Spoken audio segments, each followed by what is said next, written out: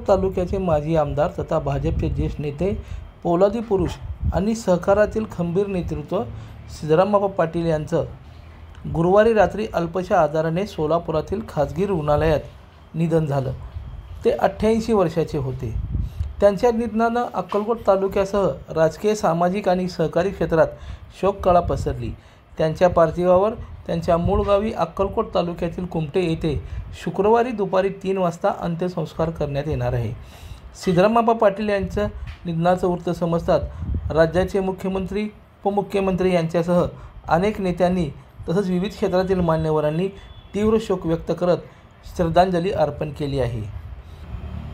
सिद्धरामबापा पाटील यांची प्रतिकूल परिस्थिती, मोठा संघर्ष उभा करून अक्कलकोट तालुक्यात भाजपची बांधणी केली। इतकंच नाही तर तालुका भाजपमय केला।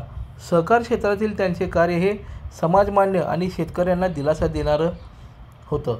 त्यांचा मोठा आधार शेतकऱ्यांना होता। आयुष्यभर त्यांच्यासाठी झटणारं एक खंबीर नेतृत्व आज काळाच्या पडद्याआड गेलं अशी भावना व्यक्त होत आहे।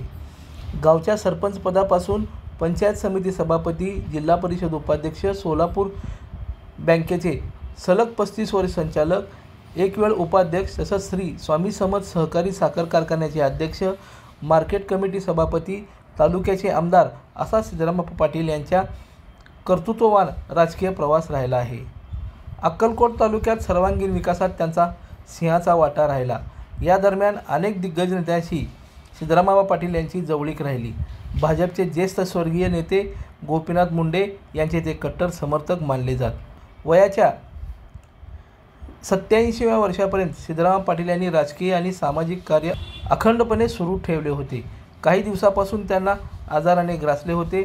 दरम्यान सोलापुरातील अश्विनी रुग्णालयात त्यांच्यावर उपचार सुरू असताना रात्री 8:17 त्यांनी अखेरचा श्वास घेतला। लोकदर्शन मराठी चॅनलला सबस्क्राइब करा, बेल बटनला क्लिक करा व लाईक करायला विसरू नका।